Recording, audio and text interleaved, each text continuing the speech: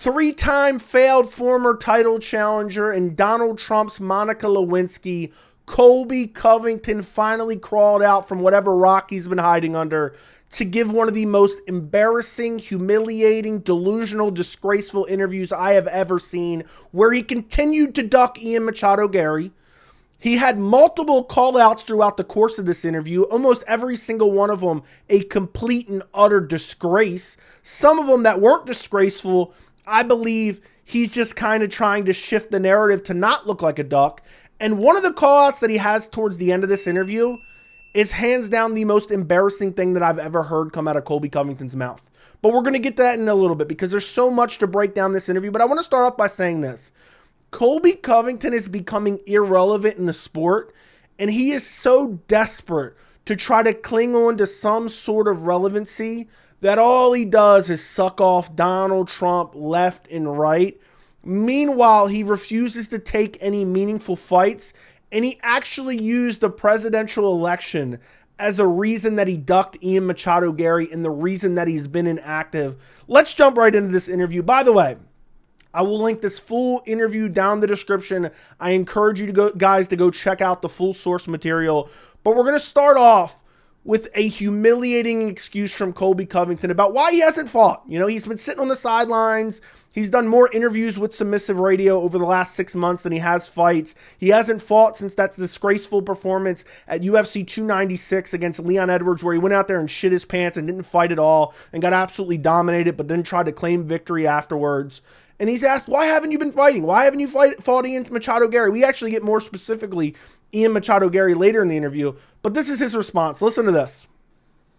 Yeah, so why, the most important reason why is because everything I do is for God and country. That's more important than my own selfish agenda to go win UFC fights and be a world champion in the UFC. That doesn't matter if we don't have a country to live in. So the most important thing that has been in my life the last 8-9 months is the campaign trail, making out there, being a little tiny part of the Trump campaign and trying to help him get elected any way possible. So, I was traveling with the campaign a lot, and I was obviously still getting healthy from my broken foot. But, first and foremost is God and country. And so he was on the presidential campaign trail. That's why he hasn't been fighting. He wants to just be a little part of Donald Trump's victory. This dude slapped a bumper sticker on his car, maybe put a sign in his yard, and he wants to claim credit for that, essentially. That's what he's doing here. I don't believe there's one person on the face of the earth that's taking political advice from Colby Covington. Even if you agree with this facade of a character that he puts on that I'm not even sure he believes, even if you agree with it, you're like, yeah, I don't agree with it because of Colby. I don't think Colby's influencing one person to vote. I don't even know if this guy has any fans anymore, to be quite honest. And I know he says ridiculous stuff like this to get attention, and in a way, I'm giving him what he wants. But at the same time, there are people that try to push these narratives for Colby. Over the last year, those people have disappeared, but I still think it's worth it calling out this absolute nonsense. So in this next clip we're going to take a look at, we get a lot of clips to take a look at. This is a 30-minute interview. I probably have about 5 minutes of clips for it worthy to look at. He talks about when he's going to fight next, and he actually criticizes the welterweight division. Listen to this. And I believe here he almost criticizes the entire UFC, but then catches himself, which is crazy. Business. I'm excited, man. Me and Hunter have sat down. We've talked about a couple different options, and I'm excited to get back in there. First quarter of next year, 100%. I'm coming back to the UFC octagon. So first quarter of 2025, Colby's finally going to return. This guy is so inactive. Why haven't people been criticizing him for his inactivity? He got a title shot off of beating Jorge Masvidal in early 2022. That's what got him a title shot in December of 2023. And this dude still thinks he's going to get another title shot soon, which is crazy. But he's returning in 2025. To unleash chaos and give the fans, a show which they deserve. This division is boring, man. The whole UFC is kind of, He catches himself right there. The whole UFC is he was going to say kind of boring. But this whole division is boring? Compared to who?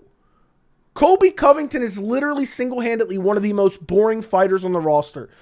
All the fans that I've talked about over the course of the last couple years who cry about Dagestanis being grapplers and wrestlers, their idea that encapsulates, the Dagestani crotch sniffers and nut huggers, which isn't true at all. I've broken that down countless times. The idea of how they have Khabib and Islam fighting in their heads, their biased heads, is exactly how Colby fights. This dude is not exciting at all. He's not even interesting on the mic at all. He can't even string a sentence together most of the time. This dude goes out there, throws nothing, no power shots at all, has no KO power, and basically all he does is try to hold you down the entire time. He is the definition of a crotch sniffer, which I don't have a problem with, but he's claiming the division is boring. Bilal's way more exciting than him. Leon Edwards is way more exciting than him. Kamaru Usman's way more exciting than him. Ian Machado, Garry's way more exciting. Everybody in the division is more exciting than Colby Covington. There's nobody that Colby Covington is more exciting than in the welterweight division, especially in the top 15. But let's carry on. I mean, definitely there's a lot of exciting fighters, but, we need to bring the fun and entertainment back to this sport, and that's what I'm going to do for the fans. What were we getting fun and entertainment back at UFC 296? Anybody remember that fight? When he went out there, shit the bed, didn't fight at all, and then claimed, I had a broken foot. I had a broken foot. Oh, no, I had a broken foot. Next clip. Let's jump ahead. In this next clip, he talks about Shavkat Rakhmonov and saving UFC 310. I believe I left a question in here, so you'll hear it for yourself. And did you see that? Did you see that Shavkat needed an opponent? Were you tempted at all to step in there? Because it looks like the winner of that gets the next title shot anyway. Yeah, definitely. He's going to be out like 6 months or something like that, so... I was very tempted. If UFC would have called me, they know I'm a game-time player, dude. I love doing the biggest and best business for the company. So I was excited at the opportunity to step in there, but... Does anyone believe that? Colby Covington would never dare mention Shavkat Rakhmonov's name. At UFC 296 in the post-fight, he immediately started calling out the dead corpse of Wonderboy Thompson. He has ducked Ian Machado Garry for months. By the way, you guys remember when I broke that down? When Colby had his quote-unquote call-outs of Ian Machado Garry, and I told you guys this is just his elaborate way of avoiding the fight, and people said, no, Joey, you just don't like him because of his political beliefs. You don't like him because of his political beliefs. But I say, oh no, he's ducking Ian Machado Garry. Well, who was right? Who was right? Didn't fight him at 303. Didn't fight him in his own backyard in Tampa. We'll get to that in a little bit, because he goes on here to say he wanted to fight Shavkat at 310, which I don't believe for 1 second. I'm going to break down to you why I believe he said this in a second. It looks like they're going a different route. They're going to go with potentially with the Usman and shit rat fight, and good on them. That's okay. I'm right there still. Anyways, I beat someone. I'm right back in the conversation. So I would love that. They know they can call me on a week's notice, and I'm stepping up to the plate. So he has turned down Ian Machado Garry countless times. The only reason Dana White is covered for him is because he knows Colby is a dedicated Donald Trump sycophant. Okay, they have tried to make that fight countless times, and Colby has ducked him. And anybody who believes otherwise is just delusional, okay? But let's carry on. I think it's a good matchup for me, and I want to fight everybody. I want to fight all the biggest and best fights, and I'm coming back a completely changed fighter. He wants to fight all the biggest and best fights. Look at his resume. Jorge Masvidal, Tyron Woodley on a losing streak at this point in time. Robbie Lawler. Everybody he's fought in the last few years has been close to 40 years old and on a 3-fight losing streak, basically, or 2-fight losing streak. At least a losing streak in general. I don't remember the exact streaks of everybody on this list. His last good win was in 2018 against an undersized Rafael Dos Anjos, which, by the way, Colby in this interview continues to push the narrative that he's undersized for welterweight to make himself look better than he actually is. Well, I'm undersized against all these guys. That's why I lose, essentially, is what he's doing. But let's carry on, because this next part is the most delusional part about Shavkat Rakhmonov and Colby Covington potentially fighting. Yeah, so you offered to fill in against Shavkat.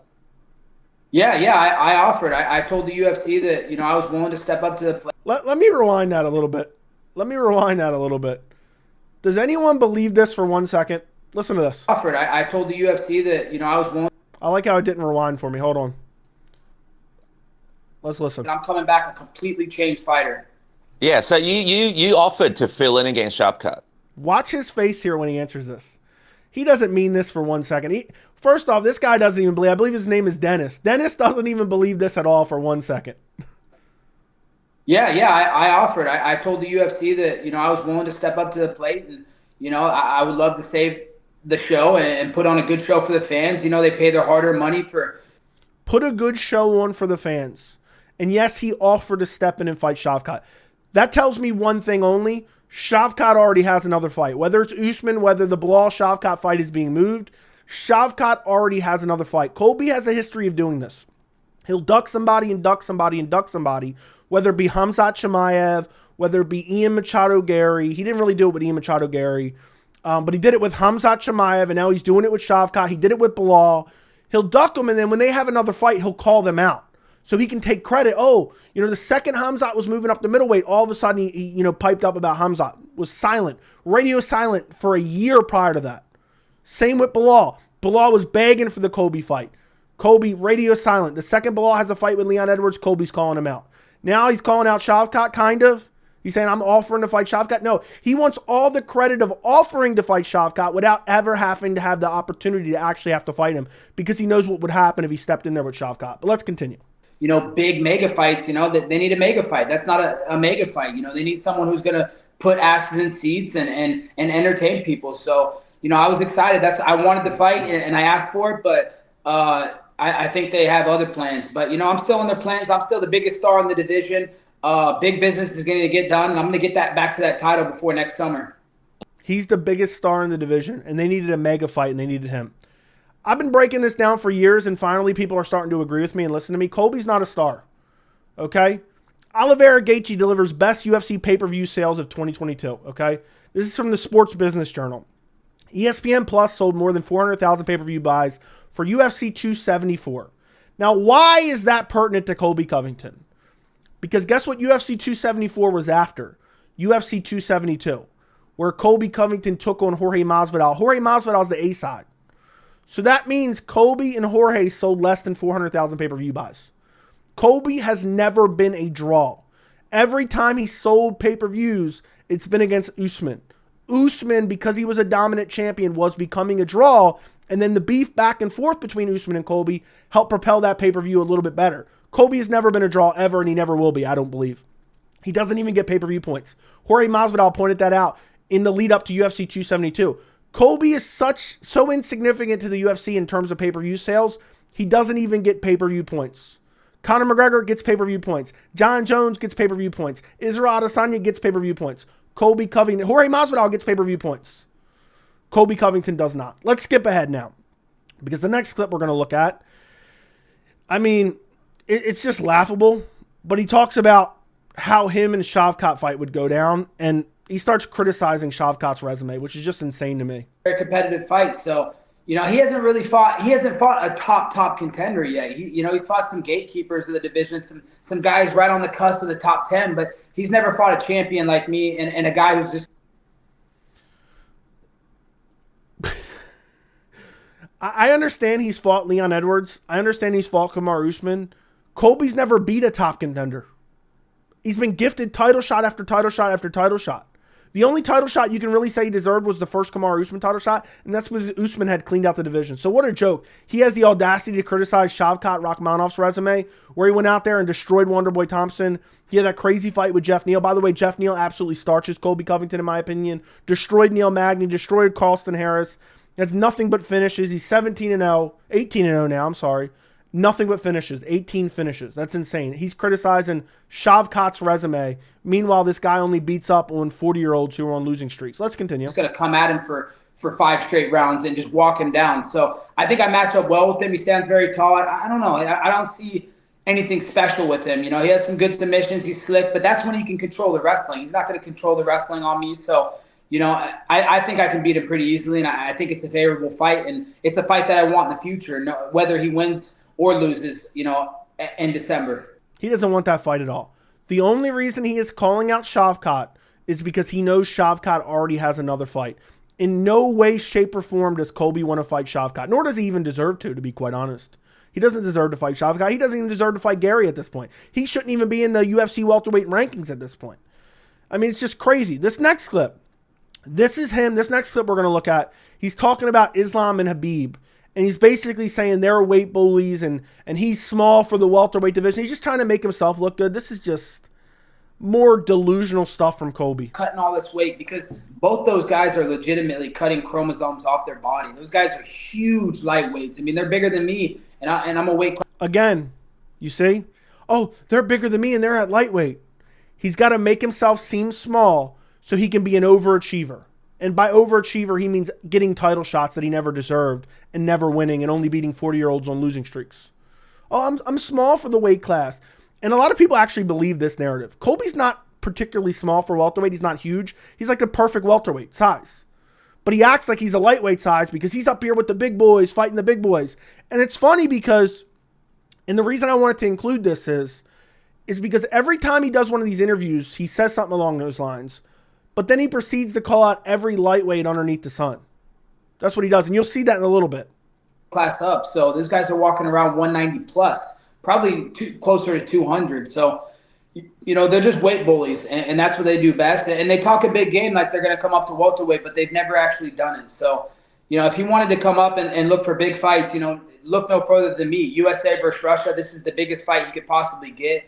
I mean, it's a mega blockbuster fight, but I think Islam's all talk, just like. Yeah, that was great, wasn't it? Let me just rewind that.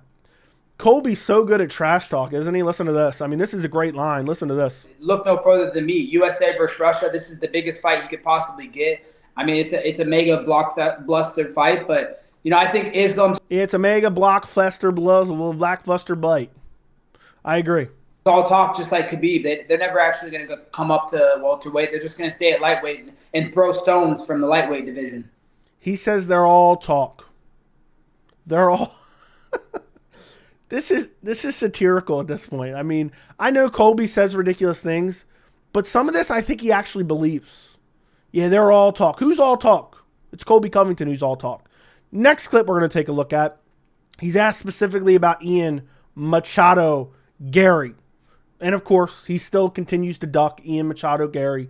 And the guy asked him, look, Gary's saying there's a contract. And look, Colby's eyes get so big because he's like, no, there was no contract. There was never a contract, even though I guarantee the UFC contacted Colby about Ian Machado Garry, and Colby turned it down multiple times. We all know they tried to make it for UFC 303. We all know they tried to make it for the main event of Tampa, but he didn't want it. He didn't share anything. There is no contract. I mean, if there was a contract, he'd be plastering it over the internet, and the whole world would see it. He'd be rubbing it in his face. This fight has never been talked about, so I don't know why you're saying there's no contract. If there was a contract, he would be showing it. He would be putting it everywhere. He's irrelevant. He hasn't done anything to deserve a fight of this magnitude. So the fight's never been offered. I don't know why he's talking about that. I've been offered 3 other fights. They weren't him. They didn't have his name on it. So there was no contract offered, and he's still a cuck. So there you go. He was never offered it. But then the guy follows up and says, well, that's awfully weird because that fight made the most sense. Why do you think that never happened? Are you bummed that I wonder why they wouldn't offer you to you? Because Tampa, man, you're the king of Miami. That would have been a great headline. This is why I call them submissive radio, or him submissive radio. Even though nothing against him, nothing personal. He plays into the delusions of Colby Covington. I wonder why. You're the king of Miami. Imagine calling another man king of Miami. I know these interviewers have to kind of suck up the fighters to get interviews, but it's crazy calling another man king of Miami. But he's like, that makes no sense. Why wouldn't they offer you, Garry? That fight made perfect sense. For you, did they say why they didn't want you to fight Ian? Especially with you sort of running that part of America, being the king of Miami? I think it's smarter business-wise. You saved me for a pay-per-view. What's the point to go to a fight night? I haven't done a fight night in like 7-8 years. So obviously I'm willing to do whatever the company wants. I love the company. I'm a company man. Love Hunter Campbell, Dana White, Ari Emanuel, just the greatest business minds of all time. So then he goes on to suck off the UFC. He knows he was offered the fight. He turned it down, but he said, they need me on pay-per-view. Colby's not a draw. He's become less of a draw. I don't know anyone that would buy a pay-per-view headline by him at this point. After what he did against Leon Edwards was a complete and utter disgrace. Let's skip ahead. The next clip we're going to take a look at, he is asked specifically, what are the 3 names that you were asked about?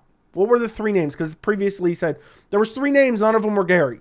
Were the 3 names the UFC threw your way? Yeah, so we've been talking about this fight with Jack Maddalena. I think it makes a lot of sense. He got a big win in my hometown in Miami last time he was out here. So he has a little bit of a name out here, and he's undefeated. He's hungry. He's fearless. He's an exciting fighter. So I think that's a fight that the fans will be intrigued with. I think it's a high level fight. It's a top contender fight that establishes who's the next contender for the belt. So Who's the next? Colby needs to win like 3 fights at least before he's even remotely close to a welterweight title shot. And by the way, I don't even think he's going to fight Jack Della Maddalena. Does anyone believe that for 1 second that he's going to fight Jack Della? And there's another clip later on that I'm going to show you. Makes me even further believe he's not fighting Jack Della Maddalena, but we'll get to that in a second. This would actually be an interesting fight, and it's actually weird to hear Colby even remotely open to fighting a legitimate contender, a young guy on a winning streak. It almost broke my brain there for a second. I couldn't believe it. But Colby Covington, Jack Della Maddalena, sign me up. I don't believe it'll happen. I think Colby wants to become like a right-wing online influencer grifter type. And I think he's just in it for a couple more paychecks and trying to find the easiest possible fights he can find against people probably in a lower weight class, it seems. We'll get to that in a second. But if he fights Jack Della Maddalena, fair play to him. Now I'm stumbling over my words like him. I just don't believe that's going to happen. Next clip, and you're going to see why I don't think he's ever going to fight him. Listen to this. Every time I see this guy, he puts his eyes down and he walks past me like a little bitch. But now he wants to throw stones in the media. I don't know if you've seen Paddy Pimblett. He's been throwing some stones. Have you seen that? Wait, what happened? He's been throwing stones at? What's been going on with this? Yeah, man. He's been running his mouth. He's been running his mouth in the media. He's saying, I'll go up to welterweight. I'll fight Colby. So this dude is calling out Paddy Pimblett. Colby is really calling out Paddy Pimblett. That's the low that he's gotten to. And there's even a worse call out here in a second. That's not the only bad call out in this interview. He's calling out Paddy Pimblett from the lightweight division, who's barely ranked top 15. Okay? That's who he's calling out. Think about how low Colby has fallen. This dude just gets undeserved title shot after undeserved title shot. He loses consistently. And then he calls out lightweights. And not only does he call out lightweights, he calls out lightweights that aren't even elite in Paddy Pimblett. That's just completely and utterly insane. This and that. I mean, of course he wants to come up to welterweight and fight me or Conor, the two biggest names in the UFC right now in the welterweight division. So, of course he'd be honored and be lucky to get this fight. But I think we need to get it going. I don't like it when people talk big to the media and don't back up their talk. Everything I say in the media, I talk the talk and I walk the walk. I back up everything I say. So, we need to. He backs up everything he says. Did he back that up against Leon Edwards? When has Colby ever put a beating on anyone? To be quite honest. When has he ever backed up the talk that he's talked? Never. And he says, oh yeah, he wants to come up and of course he wants to fight me. Me and Conor are the biggest names in the sport. That's laughable. Again, he fought a bigger draw in Jorge Masvidal and sold under 400,000 pay-per-view buys. As we stand right now, people used to say, when I used to say Colby's not a draw, people would be like, Joey, look at the social media views. Look at the YouTube views. This interview right now has 24,000 views and it's been out for 23 hours. That's embarrassing. It's embarrassing for Colby, okay? I encourage you guys to go check it out. Submissive Radio. Go check them out. I'm using their content. I encourage you to go check out the full interview if you can stomach it. But this dude is acting like he's some massive draw when he's not. And he's calling out Paddy Pimblett. But it gets worse. It literally gets worse here. He talks about it a little bit more. He talks about Paddy a little bit more. And then we're going to get into something else in a second. Because he calls out literally the worst call out I've ever heard. And if you thought Paddy Pimblett was bad, there's a worse call out coming soon. Octagon, I would beat him silly from pillar to post. I'd beat him so bad it'd be one of the worst beatings in UFC history. I don't think, the athletic commission would be able to sanction a fight for him ever again after the damage I would do to Paddy fucking Pimblett. The guy's an absolute joke. And it's just hilarious because last time I saw him in fight week, he's walking down, literally walked by me like 3 times. Every time puts his head straight down, doesn't make any eye contact. You know why that's so funny? Colby talked mad crap about like Khabib and the Russians, and they caught him in a bathroom one time, and they recorded him apologizing. I wish I had that video up right now. Go search for that. Colby got caught by the Dagestani guys in a restroom, and he basically had to beg for forgiveness and say, I didn't mean anything. I said. So to say Paddy Pimblett's walking around with his head down, I don't think anyone's scared of Colby. If you're scared of Colby, the only thing you're scared of is he's going to call the police. Because that's what he does. He starts shit, and then when someone tries to confront him on it, he calls the police and presses charges. I mean, it's just delusional. We'll carry on. But now he wants to talk a big game. So, Paddy, if you're really about that life, come see me. Come see the King of Miami. Call Hunter. Oh, you know what? You probably don't even have the boss's number. You probably have to go through like the matchmakers or something. Don't worry. I'll put in a call to the boss. We can get this fight going if you're really about that. And you know what? More importantly, you don't got to cut weight. I know you're a big guy. You're bigger than me anyways. So again, see, push the narrative. You're bigger than me anyway. I mean, this is crazy. And look how hard he's campaigning for Paddy Pimblett and giving sound bites for a Paddy Pimblett fight versus a Shavkat Rakhmonov or a Della Maddalena. He's not pushing for any of those fights. He's pushing for Paddy Pimblett, which is funny. I'm not even confident he beats Paddy Pimblett, by the way. Let me know if you guys are. Hey, come up to welterweight, eat as much food as you want, and bring your A game and pack a lunch because it's going to be the last time you ever fight again. Next clip I want to show you. We're getting to the final few clips here. There were so many I wanted to look at here. The next clip we're going to look at, he's asked specifically about fighting Jack Della Maddalena in Perth in February. There's a pay-per-view coming up. This tells me right here he's not fighting JDM. Timeline. So we're looking at Miami the first quarter of next year. Would you fight JDM in Perth at 312, or do you want to sort of stick to Miami for that fight? You know, I'd like to stay in America. I think America makes sense. I'm America's fighter. We just won back the White House. So, you know, what's the point? Trump's not going to travel all the way to Australia. This thing's going to be a... Colby was given his post-fight interview, and Trump was walking out of the arena. Trump said Khabib is his favorite fighter. Colby is just riding his coattails and being his Monica Lewinsky. I'm not even sure he'll show up for Colby's next fight after that absolute stinker he put on against Leon Edwards. Probably embarrassed him.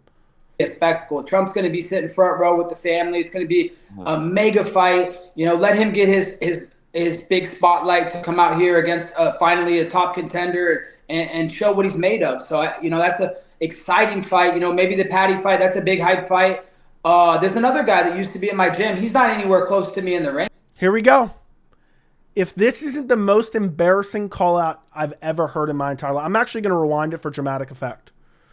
This is the most humiliating thing I've ever heard Colby Covington say, and you're literally not going to believe the name that's going to come out of his mouth right now. Show what he's made of. So, you know, that's a exciting fight. You know, maybe the Paddy fight, that's a big hype fight.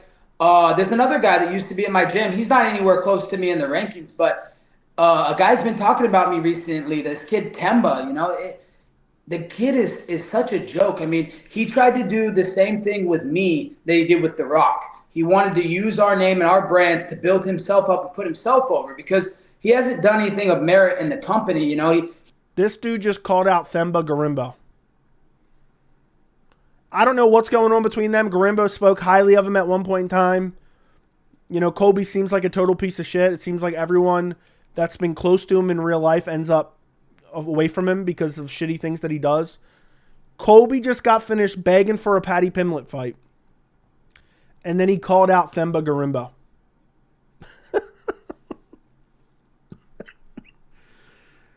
I mean, can you get any lower than that? Dude's begging for Themba Gorimbo. We're going to skip ahead. He says even more. Listen to this. Listen to this. He wants more Themba Gorimbo.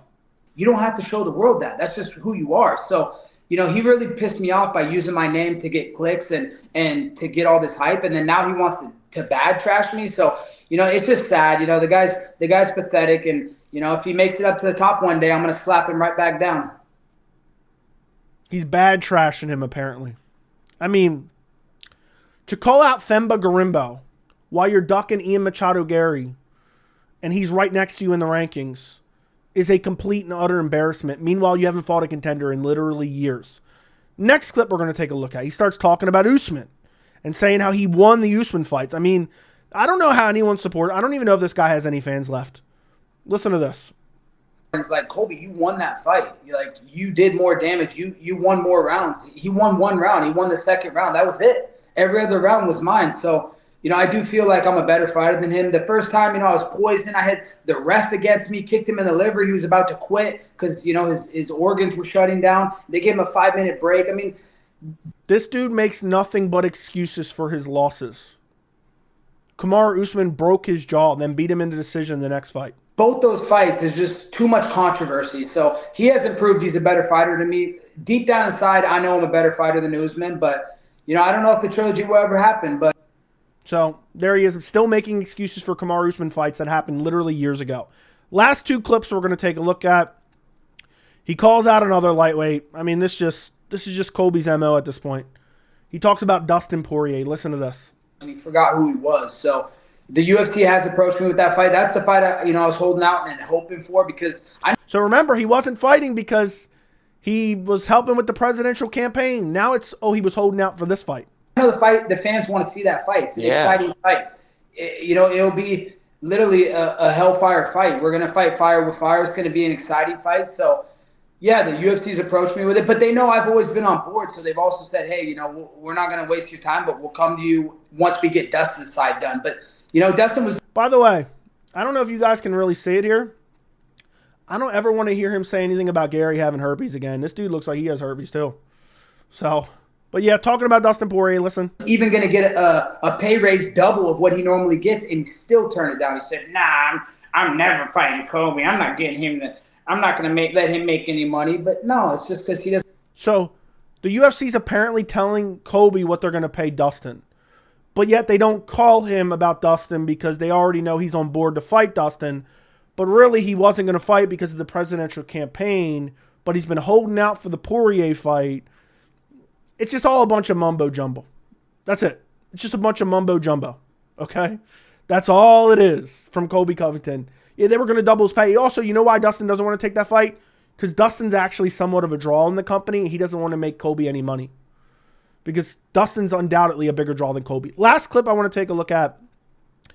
Just the humiliation that is this interview. Watch Colby at the end here. Watch Colby at the end here. It's a special time for you, so I appreciate you joining me the day after. Big things coming up right now for Colby Covington. I love all the matchups. I can't wait to see you in Miami, dude. He threw more punches there than he did in the entire fight at UFC 296 against Leon Edwards. This guy is a fraud. This guy is an utter humiliation. This guy is an embarrassment. And I hope the UFC takes him out of the rankings soon. To be honest, he should be cut from the organization. Unless he's fighting contenders, which I don't even think he's going to fight JDM. He's making up a mythical call-out about Shavkat Rakhmonov, which he doesn't want to fight. And he's pushing for Paddy Pimblett, Themba Gorimbo, and Dustin Poirier. Think about that, guys. Those are the three guys he really pushed for. He didn't really push hard for a JDM fight in this interview, which we know the UFC sometimes, if you push for a certain fight in the media and the fans get behind it enough, the UFC will make it, especially non-title fights. But yet, he pushes for Paddy Pimblett. He pushes for Dustin Poirier, and he pushes for Themba Gorimbo. Complete and utter embarrassment to the welterweight division, and he ducked Ian Machado Garry like his life depended on it. He should be ashamed of himself. Let me know what you guys think down in the comments. Don't forget to like the video, subscribe to the channel, and thank you so much for watching.